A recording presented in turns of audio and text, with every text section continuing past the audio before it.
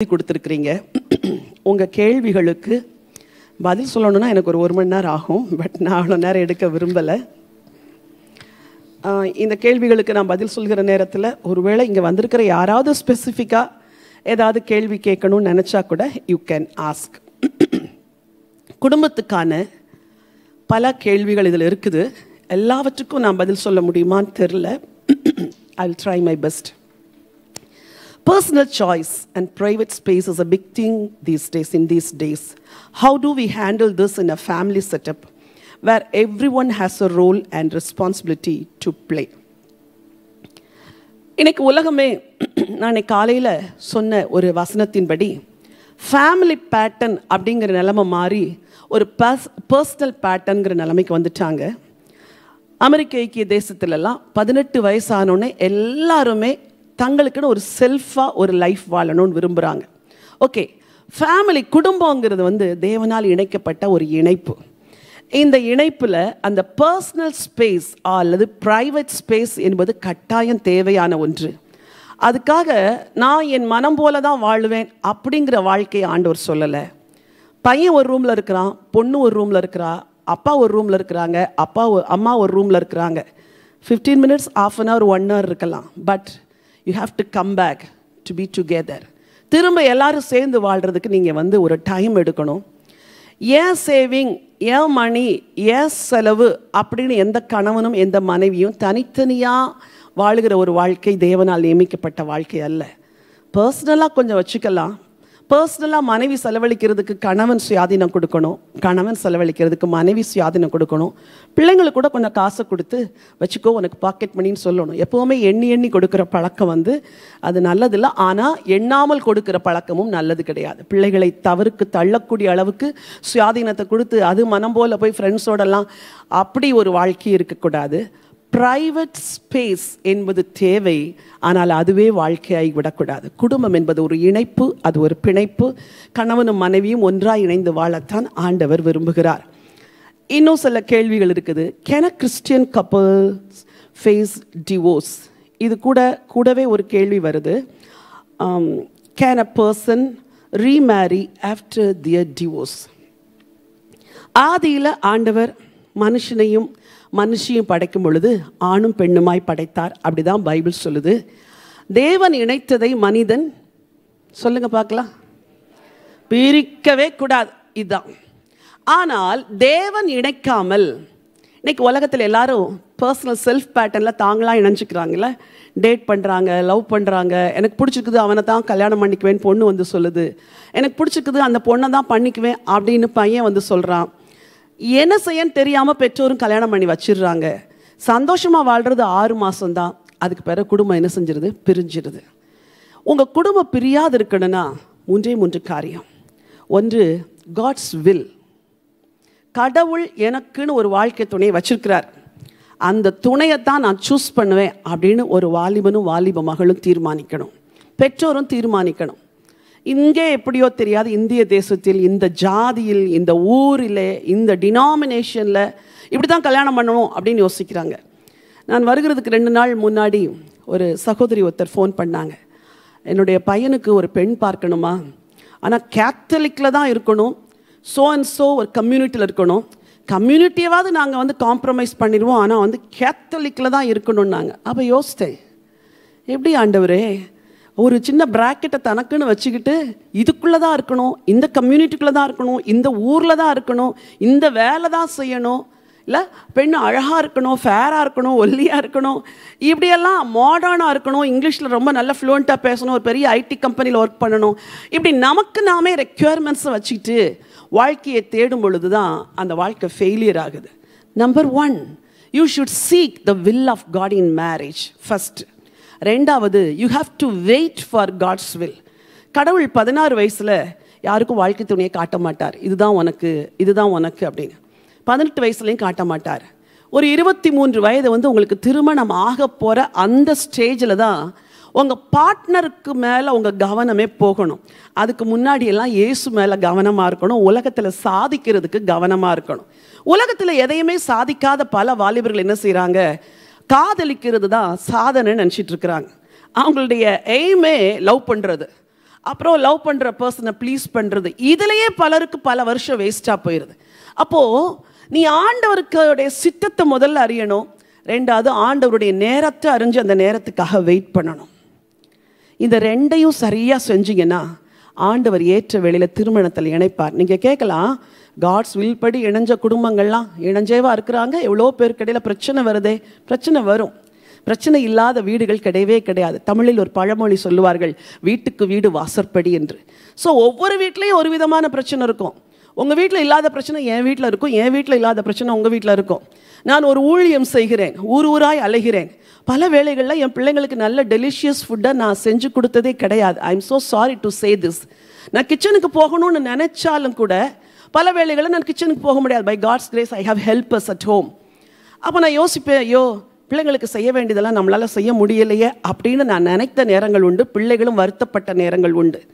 இது எனக்கு ஒரு லைஃப்பில் ஒரு பிரச்சனை. ஆனால் நான் டைமை வேஸ்ட் பண்ணலை. ஆண்டவருக்காக செலவிடுகிறதுக்காக நாங்கள் குடும்பமாக இந்த காரியத்தை தியாகம் செய்கிறோம். அப்போது எல்லா ஃபேமிலியிலையும் பிரச்சனைகள் வரும்.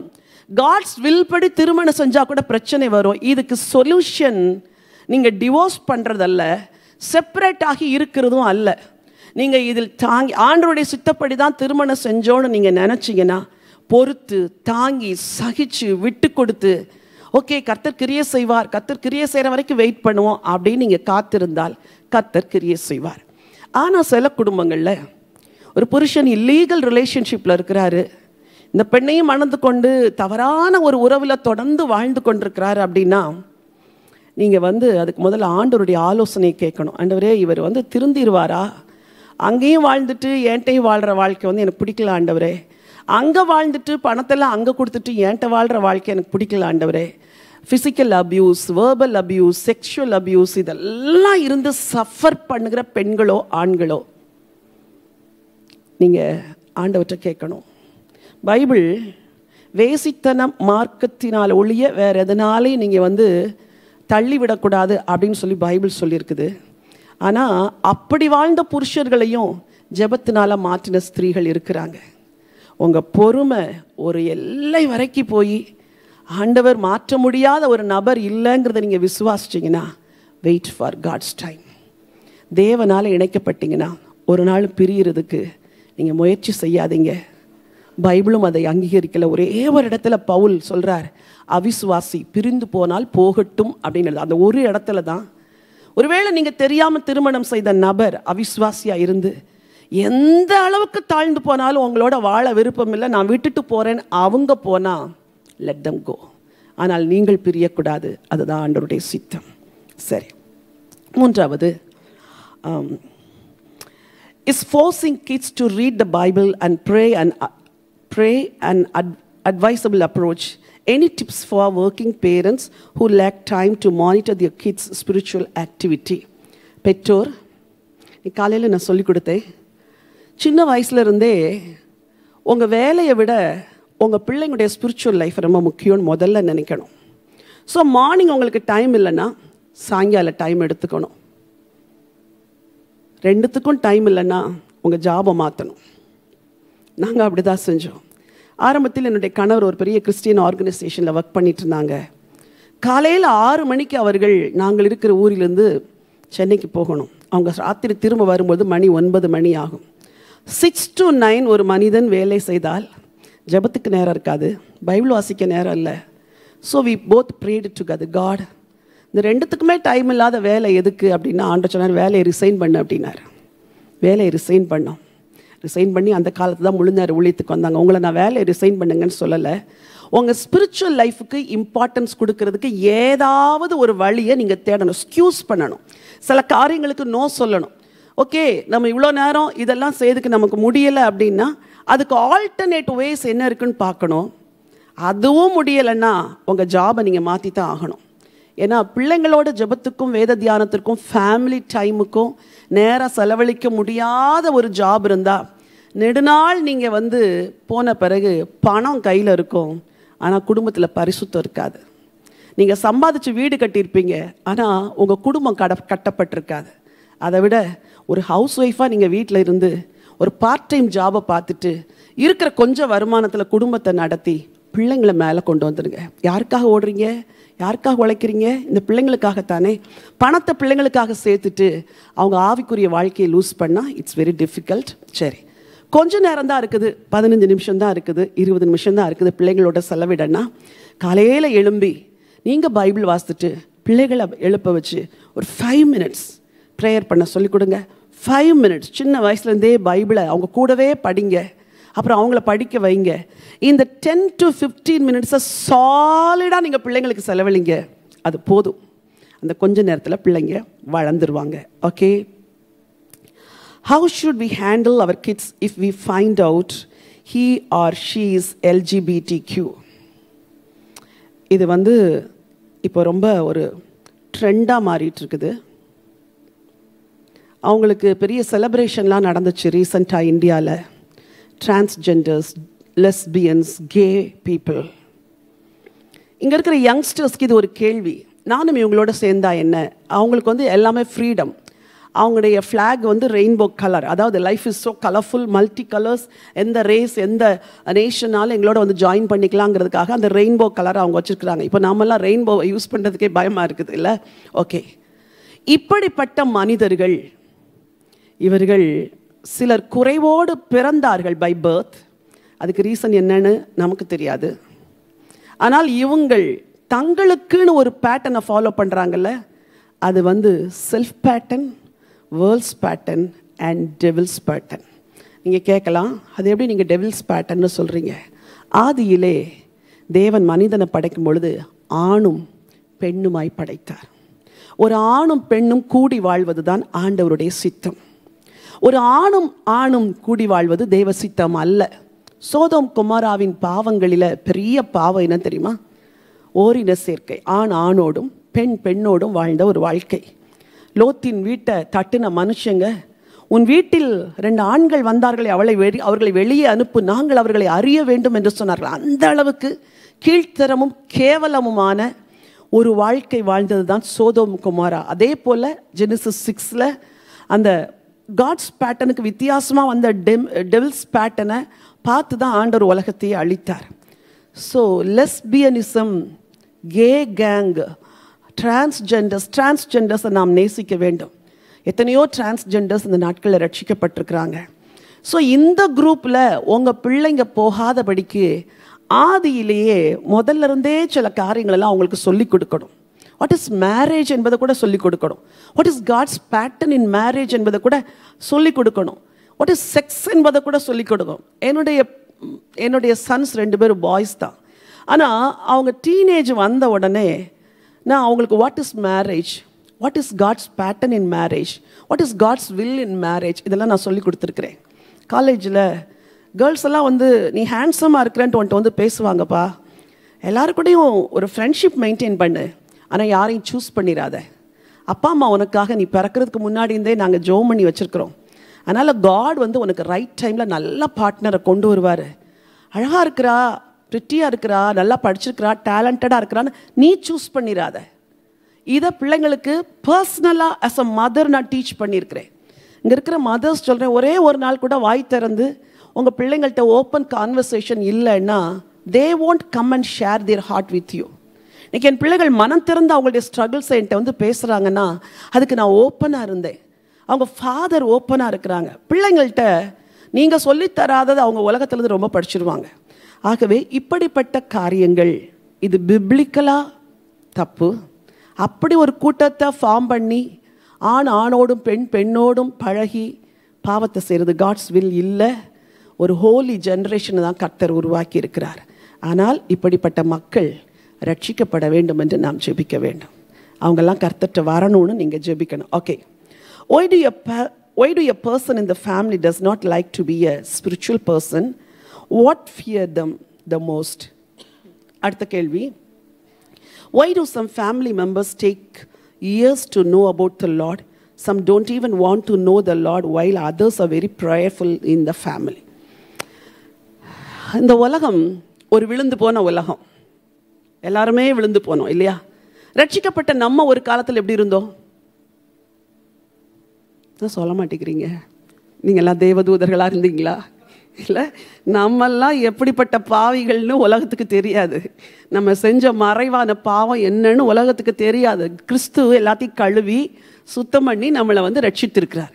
அப்படி இருக்கும்போது நம்ம குடும்பத்தில் இருக்கிற ஸ்பிரிச்சுவலாக, நம்ம குடும்பத்தில் 3 விதமான மக்கள் இருப்பாங்க. ஒன்று ரொம்ப ஸ்பிரிச்சுவல், ஒன்று டோட்டலாக வேர்ல்ட்லி, ரெண்டாவது லூக்வார்மில் இருப்பாங்க. அப்படி தானே? சண்டே சர்ச்சுக்கும் வருவாங்க, அப்படி வீட்டுக்கு போனால் மொபைலில் பார்க்குறது வேறவா இருக்கும். வீட்டில் மூவி போட்டு பார்க்குற பெரிய ஹோம் தியேட்டரில் மூவி சாங் கேட்குற ஆட்கள்லாம் இருக்கிறாங்க. கேட்டால் சண்டே நாங்கள் சர்ச்சுக்கு தவறாமல் வந்துடுவோம். ஸோ சூப்பர் ஸ்பிரிச்சுவலும் இருக்குது, சூப்பர் வேர்ல்ட்லி இருக்குது, லூக்வார்மும் இருக்குது. ஸோ ஸ்பிரிச்சுவல் பர்சனாகிய நீங்கள் என்ன செய்யணும்? அவங்களுக்கு சொல்லணும், வாழ்ந்து காட்டணும், சகிச்சுக்கணும், ஜெபம் பண்ணணும். அவங்கள கண்டம் பண்ணுறதுக்கோ குறை சொல்கிறதுக்கோ கர்த்தர் நம்மளை வைக்கலை. கர்த்தராகிய இயேசு கிறிஸ்துவை விசுவாசி. அப்பொழுது எங்கள் ஊழியத்தில் ஒரு கப்பிள் இருந்தாங்க. அவங்க வைராக்கியமான வேறு மார்க்கத்திலிருந்து ரட்சிக்கப்பட்டாங்க. அப்போது அந்த அம்மா பைபிள் படித்தா அந்த ஹஸ்பண்ட் பைபிளை கிழிச்சு போட்டுருவார். ஸோ இவங்க பைபிளை கிச்சனில் கொண்டு வைப்பாங்க, அங்கே கொண்டு வைப்பாங்க, எங்கெல்லாமோ வைப்பாங்களா, எங்கே இருந்தாலும் பார்த்து கிழிச்சு போடுவாராம் பைபிளை. இந்த அம்மா 35 வருஷம் ஜெபம் பண்ணாங்க. எத்தனை வருஷம்? 35 லாங் இயர்ஸ். நீ போ சர்ச்சுக்கு, ஆனால் என்ன கூப்பிடாத, இதுதான் அவருடைய பாலிசி. ஒரு நாள் 2 பேரும் இஸ்ரேலுக்கு போனாங்க. இந்த அம்மா போகிறேன்னாங்க, பெர்மிஷன் கொடுத்துட்டாரு. அவரும் இஸ்ரேலுக்கு வரேன்னாரு. ஜோர்டனில் she was about to take baptism. அப்போது அவங்க ஹஸ்பண்ட் சொன்னாரா, நீ ஞானஸ்தானம் எடுக்கிறியே, நானும் எடுக்கிறேன் அப்படின்னாரா. பாருங்களேன், ஆண்டவர் எப்படித்தான் கிரியை செய்கிறான்னு தெரியல. அவர் ஹீ இஸ் அ மாஸ்டர், அவருக்கு பல வழி இருக்குது. அப்போ இவங்க சொன்னாங்களா, ஐயோ நீங்கள் ஞானஸ்தானம் எடுக்கணும்னா இயேசுக்கு உங்கள் வாழ்க்கையை ஒப்பு கொடுக்கணும். இப்போவே ஒப்பு கொடுத்துட்றேன், இப்போவே இயேசு என்னை மன்னிச்சிடட்டோன்னு அங்கேயே மன்னிச்சு அங்கேயே ஞானஸ்தானம் எடுத்துட்டு திரும்பி வரும் பொழுது வேறு மனுஷனாக வந்தார். அவர் தான் எங்கள் பைபிள் காலேஜில் யோபு புஸ்தகத்தை அவர் தான் எடுப்பார். ரொம்ப அழகாக எடுப்பார். யோசிச்சு பார்க்குறேன், அந்த அம்மாவுடைய பொறுமை ரொம்ப பெருசு. 35 வருஷம் காத்திருந்தாங்க. அவங்க மட்டும் வேண்டான்னு அந்த ஆளை டிவோர்ஸ் பண்ணிட்டு போயிருந்தா இன்னைக்கு அவர் ஒரு ஆவிக்குரிய மனிதராகவும் ஒரு பைபிள் டீச்சராகவும் என்ன செஞ்சிருக்க முடியாது, மாறி இருக்க முடியாது. தமிழில் ஒரு வேதாகமம் ஒன்று வெளியிட்டிருக்கிறாங்க. அந்த வேதாகமத்தை தொகுத்து எடுத்தவங்க 4 பேர். அதில் ஒருத்தர் இதே போல் பைபிளை கிழிச்சு போட்டவராம். கிழிச்சு போட்டவரை எதை எழுத வச்சாரு? இந்த தேவனை தான் நீங்களும் நானும் சேவிக்கிறோம். அதனால் அவங்க வர்றதுக்கு கொஞ்சம் நாள் ஆகும். பொறுமையாக இருங்க, உங்களை ரட்சித்த ஆண்டவர் அவர்களை ரட்சிப்பார். Okay, how should we tell about Jesus Christ to our children and guide them and lead them in God's way? First, பிள்ளைங்களுக்கு முன்னாடி வாழ்ந்து காட்டுங்க. நீங்கள் எதை போதிக்கிறீங்கிறத விட நீங்கள் எதை செய்கிறீங்கிறத பிள்ளைங்க ரொம்ப கவனிப்பாங்க. 2 வயசு பையன் ரேசர் செட் எடுத்துகிட்டு போய் கண்ணாடிக்கு முன்னாடி நின்று இப்படிங்கிறான். ஏன்? அப்பா ஷேவ் பண்ணுறதா அவன் என்ன செய்கிறான், பார்க்குறான். 2.5 வயசு குழந்தை கடாய் எடுத்துக்கொண்டாந்து ஹாலில் வச்சுட்டு ஒரு ஸ்பூனை வச்சு இப்படி செய்யுது. என்ன பண்ணுதுன்னா, குக் பண்ணுறேன் அப்படிங்குது. அவள் எதை பார்த்தா? அம்மா கிச்சனில் குக் பண்ணுறதை பார்த்தா. அதனால் அந்த பாத்திரத்தை எடுத்துக்கொண்டாந்து ஹாலில் வச்சுக்கிட்டு அவள் என்ன சொல்கிறா, நான் குக் பண்ணுறேன் டேடி சாப்பிடுவாங்க அப்படின்னு வெறும் பிளேட்டாக கொண்டு போய் வச்சு அந்த பாத்திரத்துலேருந்து எதையோ எடுத்து வைக்கிறா. எதுக்கு? நல்லா இருக்கா சொல்லுங்க டேடி அப்படிங்கிறா. அவள் மனசில் எது பதியுது? அம்மா செய்கிறது பதியுது, அப்பா செய்கிறது பதியுது. உங்கள் பிள்ளைங்களை கடவுள் வழியில் நடத்தோன்னா முதல்ல be an example to your children. உங்கள் பிள்ளைங்க நீங்கள் ஜெபிக்கிறத பார்க்கணும். உங்கள் பிள்ளைங்க நீங்கள் வேதம் வாசிக்கிறத பார்க்கணும். உங்கள் பிள்ளைங்க உங்கள் ஹஸ்பண்டை நீங்கள் ஆனர் பண்ணுறதை பார்க்கணும். உங்கள் பிள்ளைங்க உங்கள் மனைவியை நீங்கள் அணைத்துக்கொள்வதை பார்க்கணும். அம்மா is so precious to date அப்படின்னு உங்கள் பிள்ளைங்க நினைக்கணும். நீங்கள் உங்கள் மனைவியை மதிக்கிறத உங்கள் பிள்ளைங்க பார்க்கணும். உங்கள் மனைவி தான் உங்களுக்கு லைஃப்பில் சிறந்தவள் என்பதை உங்கள் பிள்ளைங்க கேட்கணும். என் பிள்ளைங்க எப்போவுமே சொல்லுவாங்க, சின்ன பிள்ளை, அம்மா 1000 இருந்தாலும் உங்களுக்கு டேடி தாம்மா ஃபஸ்ட்டு அப்படிமா. நான் சொல்லேன், ஆமாம் டேடி தான் ஃபஸ்ட்டு. இதை ஏன் நான் விதைக்கிறேன்? நாளைக்கு அவன் ஒரு குடும்பத்தை ஃபார்ம் பண்ணும்போது 1000 இருந்தாலும் அவன் மனைவி தான் அவனுக்கு முதல்ல அவன் நினைக்கணும். உங்கள் மகள் 1000 இருந்தாலும் என் ஹஸ்பண்ட் தான் எனக்கு லைஃப்பில் ஃபஸ்ட்டுன்னு நினைக்கணும். 25 இயர்ஸாக அதே டெஸ்டிமனி இன்னைக்கு சொல்லுவான், 1000 இருந்தாலும் உங்களுக்கு டேடி தாம்மா ஃபஸ்ட்டு. எஸ், டேடி தான் எனக்கு ஃபஸ்ட். என்னுடைய ஹஸ்பண்ட் 100% பூரண புருஷனா? இல்லை, அவரும் ஒரு மனிதர். அவர் ஊழியராக இருந்தாலும் அவருக்குள்ள குறை இருக்குது. But I love him so much. நாங்கள் 2 பேரும் ரொம்ப பிரிஞ்சிருக்கிறோன்னா ஊழியத்துக்காக மட்டும்தான் பிரிஞ்சிருப்போம். வீட்டில் ஒன்றா இருந்தால் ஆல்வேஸ் வில் பி டுகெதர். எதை பண்ணாலும் பேசி செய்வோம், ஜெபம் பண்ணி செய்வோம். I love my family life. அதுக்காக கஷ்டம் இல்லாது இருந்துச்சா? இல்லை. இனிஷியல் டேஸ் பயங்கர ஸ்ட்ரகிள், புரிந்து கொள்ளுதலில் எவ்வளோ போராட்டங்கள் எல்லாம் இருந்துச்சு. இன்னைக்கு ஜெயித்து 25 வருஷம் குடும்ப வாழ்க்கையில் இருக்கிறோம். வாழ்க்கை சந்தோஷமாக இருக்குது. ஆண்டவருக்காக சேர்ந்து திட்டமிடுகிறோம், ஆண்டவருக்காய் சேர்ந்து செயல்படுகிறோம், ஆண்டவருக்காய் ஓடுகிறோம், உழைக்கிறோம். Life is so sweet. நீங்கள் மட்டும் வாழ்க்கையை வாழ தெரிஞ்சுக்கிட்டீங்கன்னா உங்கள் வாழ்க்கை ரொம்ப அருமையாக இருக்கும். ஸோ உங்கள் பிள்ளைங்களுக்கு நீங்கள் எக்ஸாம்பிளாக இருக்கணும். ரெண்டாவது, உபாகமம் 6ஆம் அதிகாரத்தில் அந்த வசனத்தை வாசிக்க விரும்புகிறேன் தெரிந்து கொள்வதற்காக. ஆண்டவர் நியாயப்பிரமாண புஸ்தகத்தில் லைஃபுக்கு வேண்டிய எல்லாத்தையும் சொல்லி கொடுத்துருக்கிறார். அதில் மிக முக்கியமாக ஒரு காரியத்தை சொல்லி கொடுத்தாரு. உபாகமம் 6ஆம் அதிகாரத்தில் 6வது வசனத்திலிருந்து. டியூட்ரானமி 6:6 வார்த்தைகள் உன் இருதயத்தில் இருக்க கடவுது. இன்று நான் உனக்கு கட்டளையிடுகிற இந்த வார்த்தைகள் உன் இருதயத்தில் இருக்க கடவுது. நீ அவைகளை உன் பிள்ளைகளுக்கு கருத்தாய் போதித்து, நீ உன் வீட்டில் உட்கார்ந்திருக்கிற போதும், வழியில் நடக்கிற போதும், படுத்துக்கொள்ளுகிற போதும், எழுந்திருக்கிற போதும் அவைகளை குறித்து பேசி, அவைகளை உன் கையின் மேல் அடையாளமாக கட்டி கொள்வாயாக. நீ உட்கார்ந்திருக்கிற போதும், எழுந்திருக்கிற போதும், அவைகளை குறித்து பேசி, படுத்திருக்க போதும் அவைகளை குறித்து பேசி. லிசன், என்ன சொல்லணும்? பேசணும். பேரண்ட்ஸ், நல்லா பேரண்ட்ஸ் மட்டும் இல்லை, இங்கே இருக்கிற யங்ஸ்டர்ஸையும் சொல்கிறேன். நாளைக்கு உங்களுக்கும் பிள்ளைங்க பிறக்கும். உங்கள் பிள்ளைங்களை டீச் பண்ணுறதுக்கும் கடவுள் உங்களோடு கூட பேசுகிறார். பிள்ளைங்களை உங்கள் ஃபோக்கஸாக வச்சுக்கணும். இந்த ஃபோக்கஸ் பண்ணிவிட்டு இந்த பிள்ளைங்களை கடவுளுக்குள்ளே நடத்துறது தான் என் வேலை அப்படின்னு நீங்கள் நினச்சிங்கன்னா ஒவ்வொரு ஆப்பர்ச்சுனிட்டியும் நீங்கள் யூஸ் பண்ணணும். ஃபார் எக்ஸாம்பிள், நீங்களும் உங்கள் பிள்ளைங்களும் நடந்து கடைக்கு போயிட்டே இருக்கிறீங்க. அங்கே ஒரு புவர் லேடி பெக் பண்ணிட்டு இருக்கிறாங்க. பாருல, பாவல்லம்மா, அவங்களுக்கு காசு இல்லை சாப்பிட்றதுக்கு, இந்த 10 rupees நீ அவங்களுக்கு என்ன செய்ய கொடு அப்படின்னு சொல்லி பிள்ளை கையில் கொடுத்து நீங்கள் கொடுக்கணும். அப்போ அந்த பிள்ளைக்கு என்ன தோணும்? கஷ்டப்படுறவங்களுக்கு உதவி செய்யணும் அப்படிங்கிற ஒரு எண்ணம் தோணும். அந்த கான்வர்சேஷனில் கடவுள் நம்மளை எவ்வளோ நல்லா வச்சுருக்கிறாருல, நம்ம ஒரு நாளும் சாப்பாட்டுக்கு கஷ்டப்பட்டது இல்லைல்ல. சரி, வீட்டுக்கு வரீங்க, வார்ட்ரோபை திறந்து உங்கள் பிள்ளை ட்ரெஸ் எடுக்குது. இங்கே பாருடா, கடவுள் உனக்கு எவ்வளோ ட்ரெஸ் கொடுத்துருக்குறாருடா, தேங்க் காட் ஃபார் எவ்ரிதிங். அப்போது ஒவ்வொரு கான்வர்சேஷனும், இதுதான் உங்களுக்கு நான் சொல்லித்தர பேட்டர்ன், ஒவ்வொரு கான்வர்சேஷனும் காடோட கனெக்டடாக இருக்கணும், காடோட ரிலேட்டடாக இருக்கணும். இதில் ஃபோக்கஸ்டாக நீங்கள் இருந்தீங்கன்னா உங்கள் பிள்ளைங்க அழகாக ஃபெய்த்தில் வளர்ந்துருவாங்க. இதில் ஃபோக்கஸ்டாக இருக்கிறதுக்கு கர்த்தர் எனக்கு கற்றுக் கொடுத்தார். எவ்ரி கான்வர்சேஷன் இதில் எப்படி கிறிஸ்துவ நான் சொல்கிறது, இதில் எப்படி வசனத்தை சொல்கிறது, உட்காரும் போதும், நிற்கும் போதும், நடக்கும் போதும், படுக்கும் பொழுதும், எல்லா டைம்லையும் உன் பிள்ளைகிட்ட பேசுனா வசனத்தையே சொல்லிக்கிட்டு இருந்தால் பிள்ளைங்க போர் அடிச்சிடும், ஓடிடும் உங்களை விட்டு.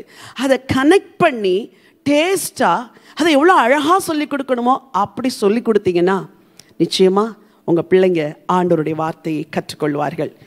Okay, what is the importance of family prayer? ஏற்கனவே உங்களுக்கு நான் சொல்லியிருக்கிறேன். As a family, we had been praying for a particular thing for about 10 years, done fasting and prayer too, and waited unto the Lord with great expectations. However, our prayer has not been answered.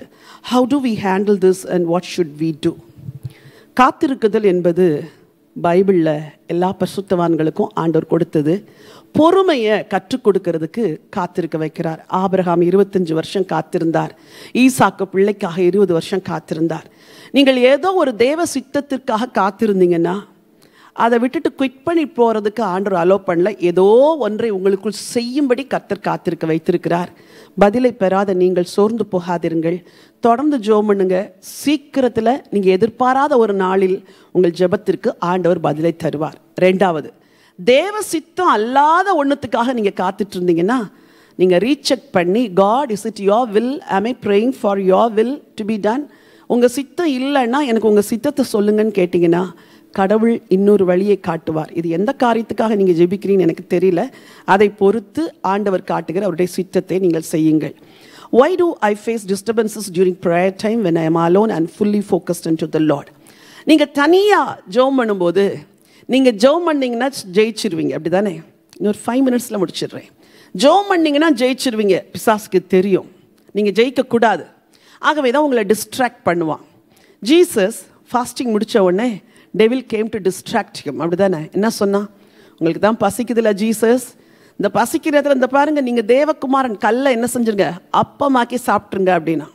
Jesus நீங்கள் தேவகுமாரன்னா இந்த மலையிலேருந்து கீழே குதிங்க, தூதர்கள் உங்களை காத்துக்குவாங்கன்னு Bible சொல்லுதே அப்படின்னு சொன்னான். Distract பண்ண நினச்சான். எதிலிருந்து? காட்ஸ் பேட்டர்ன்லேருந்து தன்னுடைய பேட்டர்னுக்கு. நீங்கள் ஜோம் பண்ணும்போது ஃபோக்கஸ்டாக ஜோம் பண்ணிட்டீங்கன்னா காட்ஸ் பேட்டர்னுக்குள்ளே வந்துடுவீங்கன்னு அவங்களுக்கு தெரியும். அதனால் உங்கள் பவர் ஹவுஸே உங்கள் ப்ரேயர் ரூம் தான்.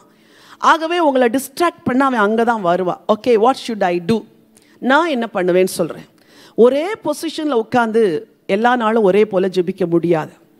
ஸோ நான் என்ன செய்வேன், ரூமை லாக் பண்ணிவிட்டு நடந்து ஜோம் பண்ணுவேன், முழங்கால் போட்டு ஜோம் பண்ணுவேன், உட்காந்து ஜோம் பண்ணுவேன். சம்டைம்ஸ் முடியலைன்னா கவிழ்ந்து படுத்து சாஷ்டாங்கமாக விழுவது போல் கூட நான் எத்தனையோ நாட்கள் ஜெபிச்சிருக்கிறேன். Change the pastor, number 1. ரெண்டாவது, மௌனமாக ரொம்ப நேரமே கதாவே ஸ்தோத்திரம் இந்த மாதிரி ஜெபம் பண்ணிங்கன்னா இருக்கிற ஆவியெல்லாம் என்ன செஞ்சிடும்? அணைஞ்சிரும். ஸோ அந்த மாதிரி டைமில் சத்தத்தை, ஆண்டவரே உங்களுக்கு நன்றி அப்பா, உங்களுக்கு கோடான கோடி ஸ்தோத்திரம். டோனையும் வால்யூமையும் ரைஸ் பண்ணி பாருங்கள். 2 மினிட்ஸ் செஞ்சு பாருங்கள். 3வது நிமிஷம் உங்களுக்கே ஜெபிக்க உற்சாகம் வந்துடும். இது ப்ராக்டிக்கல். நான் இன்றைக்கு வரைக்கும் whenever I struggle, I raise up my voice. என் சத்தத்தை ரைஸ் பண்ணி இயேசுவின் நாமத்தில் ஜெபம் பண்ணுறேன்ப்பா. ஆண்டவரே இன்னைக்கு நான் ஜெபம் பண்ணித்தான் ஆகணும். ஆண்டவரே உங்கள் பிரசனத்தில் வந்திருக்கிறேன், எனக்கு கிருபை தாங்கப்பா, நான் ஜெபிக்கணும்ப்பா அப்படின்னு அந்நிய பாஷையில் பேச சத்தத்தை உயர்த்த ஆரம்பித்தாலே அந்த வார்த்தையில் இருக்கிற வல்லமை உங்களை டிஸ்ட்ராக்ட் பண்ணுற டெவிலை டிரைவ் அவுட் பண்ணிடும்.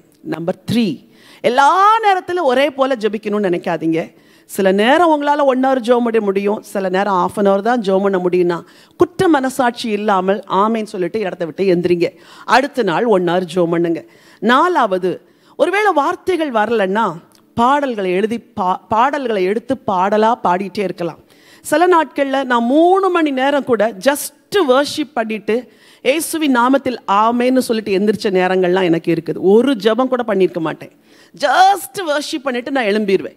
அப்போ அந்த ஆராதனையில் நீங்கள் ஆண்டவரை உயர்த்துவதும் ஒரு வித ஜெபம். இப்போ நமக்கெல்லாம் நிறைய ஃபோனில் நல்ல வர்ஷிப் சாங்ஸ் எல்லாம் இருக்குது. எதுவுமே முடியலைன்னா ஒரு வர்ஷிப் சாங்கை போடுங்க, கொஞ்ச நேரம் உட்காந்து அமைதி அந்த பாட்டை கேளுங்க. கொஞ்ச நேரத்தில் நீங்களே பாடணும்னு தேடும். கொஞ்ச நேரத்தில் உங்கள் கண்கள்லேருந்து கண்ணீர் வழியும். ஆஃப் பண்ணிவிட்டு ஜெபம் பண்ண ஆரம்பிங்க. எல்லாத்துக்கும் மேலே ஜெபத்துக்கு போகிறதுக்கு முன்னாடியே சத்துருடைய கிரியைகளெல்லாம் கடிந்து கட்டி ஜெபம் பண்ணிட்டு உள்ளே வந்தீங்கன்னா உங்கள் மைண்டை பிசாசு டிஸ்ட்ராக்ட் பண்ண மாட்டான். Okay, what God has put together let no man separate. What is your advice on relationship that has lost mutual love? இது மாதிரி நிறைய கேள்விகள் கேட்டிருக்கிறீங்க. What to do if you and your partner have different taste in family life? குடும்ப வாழ்க்கையில் எல்லாம் வாலிபர்களும் இருக்கிறீங்க, பெரியவங்களும் இருக்கிறீங்க, பேசுகிறேன். குடும்ப வாழ்க்கையில் இன்டிமசி இஸ் வெரி இம்பார்ட்டண்ட். எனக்கு தெரிஞ்சு எங்கள் அப்பா அம்மா சேர்ந்து உட்கார்ந்ததை நான் பார்த்ததே இல்லை. ஒரு சோஃபா இருக்கும், 2 பேரும் பக்கத்தில் உட்கார்ந்ததை நான் பார்த்தே இல்லை. ஏன்னா அவங்களுக்கு என்ன, ஐயோ பிள்ளைங்களுக்கு முன்னாடி எப்படி சேர்ந்து உட்கார்றது. நான் சொல்கிறேன், சின்ன குழந்தையிலேருந்தே நீங்கள் பிள்ளைங்களை நேசிக்கிறது போல் நீங்கள் ஒருத்தர் நேசிக்கிறீங்கிற let your children see that. பிள்ளைங்களுக்கு முன்னாடி ஒய்ஃபை ஹக் பண்ணுறதோ கிஸ் பண்ணுறதோ தப்பாக நினைக்காதீங்க. சில்ட்ரன் அதை சின்னதுலேருந்தே பார்க்கட்டும். அப்பா அம்மாவை நேசிக்கிறாங்க, அம்மா அப்பாவை நேசிக்கிறாங்க என்ற ஒரு உணர்வு, ஒரு புரிந்து கொள்ளுதல் பிள்ளைகளுக்கு இருக்கட்டும். அதை ஒரு ஆக்வர்ட் சீனாக நம்ம இந்த உலகம் நம்மளுக்கு ரெப்ரசன்ட் பண்ணிருச்சு. அது பைபிள் பேஸ்ட் ஒரு லவ். அப்பா அம்மாவை நேசிக்கிறதும், இவன் எனக்கு பிரியமானவள்னு தோள் மேலே கை போட்டுக்கிறதும், ஐயோ டேடி தாண்டா எனக்கு உலகத்திலே ப்ரெஷியஸ்னு மதர் சொல்கிறதும், இந்த மாதிரி அன்பின் காட்சிகளை உங்கள் பிள்ளைங்க பார்க்கட்டும். ஒரு சர்டன் ஸ்டேஜ் வரைக்கும் அவங்க இதை பார்த்துட்டு அப்புறம் அவங்க அதுக்கு டியூன் ஆயிடுவாங்க. ஓகே, 3வது, ஒரு குடும்ப வாழ்க்கையில் அந்த இன்டிமேட் லவ் என்பது ஆண்டவர் படைத்தது. வேதம் அதுக்கு பல இடத்துல, உன்னத பாட்டின் புஸ்தகம், எபிரேயர் நிருபம், இதிலெல்லாம் கடவுள் அதை பற்றி சொல்லியிருக்கிறாரு. ஒரு பெண் எதை எதிர்பார்க்கிறாள் என்றால், she expects love from her husband. நம்ம வாலிபர்களை பாருங்கள், ஒரு பெண்ணிடத்தில் கேட்டேன், நீ எப்படி இந்த பையன்கிட்ட அன்பில் விழுந்தேன். அவ சொன்னா, பேசிகிட்டே இருந்தா ஆண்டி, ஒரு நாள் என்னை தொட்டா ஆண்டி, அன்னையிலேருந்து I fell in love with him aunty அப்படின்னா. So touch makes a great difference இல்லை? குடும்ப வாழ்க்கைக்குள்ளே கூட அதுதான். தொடுதலும் அனைத்திலும் அன்பாய் பேசுதலும் ஆதரவாய் தோள்களில் கை போடுகிறதும் தான் ஒரு மனைவி தன் புருஷனிடத்தில் எதிர்பார்க்கிறாள். வாலிப பெண் பிள்ளைகளே, அதனால தான் உங்களுக்கு சொல்கிறேன், உங்கள் திருமண நாள் வரைக்கும் never allow anyone to touch you, never allow anyone to kiss you, never allow anyone to Haq you. அதாவது தப்பா கல்ச்சரில் சில சமயம் அன்பா அங்கிள் அவங்கெல்லாம் நம்மளை ஹக் பண்ணுறது வேற. ஆனால் ஒரு லஸ்டோட ஒருவன் உன்னை ஹக் பண்ணுறதுக்கோ உன்னை கிஸ் பண்ணுறதுக்கோ உன்னை டச் பண்ணுறதுக்கோ ப்ளீஸ் டோன்ட் அலோவ். ஏன்னா வெர்ஜினிட்டி, பரிசுத்தம், கற்புங்கிறது ஒரு பெண்ணும் ஒரு ஆணும் திருமணமான நாளிலே தான் மணந்து கொண்ட கணவனுக்கு கொடுக்கிற பரிசு, மணந்து கொண்ட மனைவிக்கு கொடுக்கிற பரிசு. It's so precious. நீ அதை இடையிலே எல்லாத்தையும் செலவழிச்சிட்டு எம்டி ஹேண்டடாக திருமணத்துக்குள்ளே என்ட்ராக ஆண்டவர் விரும்பலை. யங்ஸ்டர்ஸ்க்கு முக்கியமாக சொல்கிறேன், கீப் யுவர் பியூரிட்டி. பாலியத்துக்குரிய இச்சைக்கு விலகி ஓடின்னு சொன்னார். ஆனால் இந்த இந்த இந்த உணர்வுகளை எங்கே பயன்படுத்தணும் ஆண்டவர் விரும்புகிறார்னா திருமண உறவுக்குள் தான் பயன்படுத்தணும். Premarital sex is a sin. நிறைய பேர், நிறைய வாலிப பிள்ளைங்கள் பிஃபோர் மேரேஜே லைஃப்பை கரெக்ட் பண்ணுறாங்க, வாழ்க்கையில் பரிசுத்தத்தை கெடுத்துக்கிறாங்க. They have sexual relationship before marriage. That is a sin. Bible அதை வன்மையாக கண்டிக்குது. ஃபிசிக்கலாக செஞ்சால் மட்டும் அல்ல, மைண்டில் யோசிக்கிறாங்க. சிலர் என்டர்டெயின் பண்ணுறாங்க, மைண்டுக்குள்ளே அதெல்லாம் இமேஜின் பண்ணி என்டர்டெயின் பண்ணி வாழ்கிறீங்களே வாழ்க்கை, அது கூட தப்பு. நீங்கள் கேட்கலாம், இதில் என்ன தப்பு இருக்குது? I have freedom. No, God's pattern எது தெரியுமா? Inside marriage and inside marital relationship, இந்த உறவு இருக்கிறது தான் தேவன் அங்கீகரிக்கிற ஒன்று. ஒரு சில கேள்விகள் கேட்டிருக்கிறீங்க. Men is made in a different way and woman is made in a different pattern. நான் சொன்னேன், ஒரு பெண்ணுக்கு ஒரு கணவன் அன்பாக பேசிட்டா அவள் உள்ளமெல்லாம் உருகிறோம், அப்ரிஷியேட் பண்ணிட்டா அவள் உள்ளமெல்லாம் உருகிறோம். அன்பாக ஒரு அணைப்பு, எவ்வளோ வேலை செஞ்சோமா அன்னைக்கலாம் அப்படின்னு சொல்லிட்டா அவள் மனசெல்லாம் உருகிறோம்.